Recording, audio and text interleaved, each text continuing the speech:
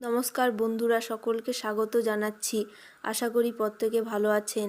শীতের সন্ধ্যা মানেই বাঙালির কাছে বিভিন্ন চপ, তেলে ভাজা, তার সাথে চা কফি। সেই রকমই সন্ধ্যা জমিয়ে দেওয়ার জন্য আজকের রেসিপি ভেজিটেবিল চপ। চপ বানানোর জন্য প্যান গরম হতে দিয়েছি। এতে দেব 2 চামচ তেল। তেল গরম হলে এতে দেব 1/2 চামচ পরিমাণ মৌরি। মৌরি তেলের মধ্যে নাড়াচাড়া করে সামান্য ভেজে নেব। মৌরির মধ্য থেকে যখন সুন্দর গন্ধ বেরোতে শুরু করবে, তখন এর মধ্যে দিয়ে দেব 1 চামচ পরিমাণ আদা রসুন কুচি। হালকা করে একটু ভেজে নিচ্ছি। এবার দেব একটি গোটা পেঁয়াজ কুচি ও 2টি কাঁচা লঙ্কা কুচি। ঝালটা কিন্তু আপনারা অবশ্যই আপনাদের স্বাদ অনুসারে দেবেন।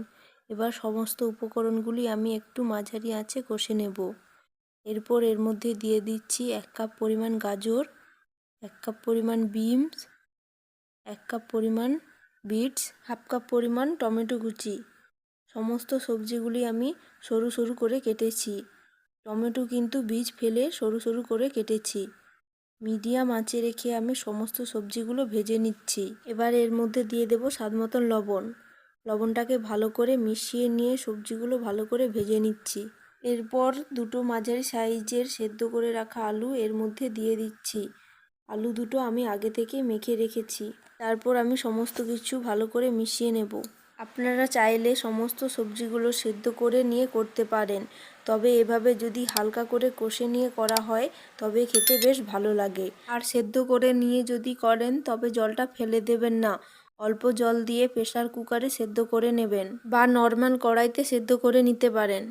এরপর এর মধ্যে দিয়ে দেব 1 চামচ গরম মশলা গুঁড়ো, 1/2 চামচ হলুদ গুঁড়ো, 1 চামচ লঙ্কা গুঁড়ো ও শুকনো কড়াইতে ভেজে রাখা বাদাম। আবারও সব উপকরণ মিশিয়ে নেব। এখানে একটু বলে রাখি, যদি চপের পুর নরম থাকে, ঠিকমতো শুকিয়ে না নেওয়া হয়, তাহলে চপ ঠিক মতন করা যাবে না, ভেঙে যাবে। সেই কারণে চপের পুরটা শক্ত করে শুকিয়ে নেওয়া জরুরি। এবার গ্যাস বন্ধ করে এতে দিয়ে দেব 1/2 চামচ রোস্টেড জিরে গুঁড়ো ও 2 টেবিল চামচ ধনেপাতা কুচি। সবজির সাথে মিশিয়ে নেব। এবার এটা ঠান্ডা হতে দেব।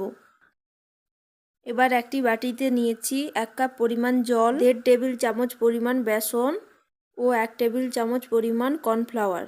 দিয়ে দিচ্ছি স্বাদ মতন লবণ। এবার সমস্ত উপকরণ মিশিয়ে আমি একটি পাতলা ব্যাটার তৈরি করে নেব।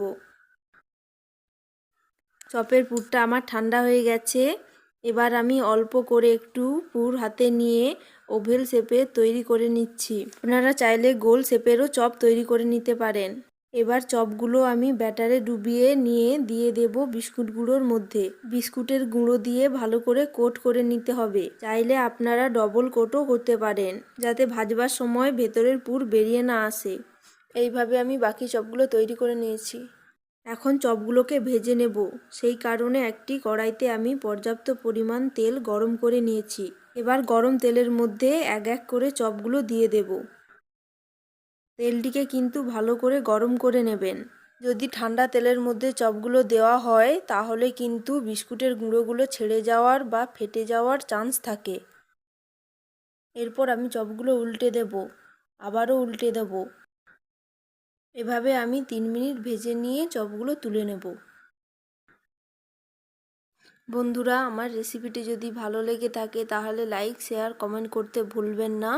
আর নিত্য নতুন আপডেট পাওয়ার জন্য আমার চ্যানেলটি এখনই সাবস্ক্রাইব করুন। আমি আবারও হাজির হব নতুন নতুন রেসিপির সঙ্গে নিয়ে। নমস্কার।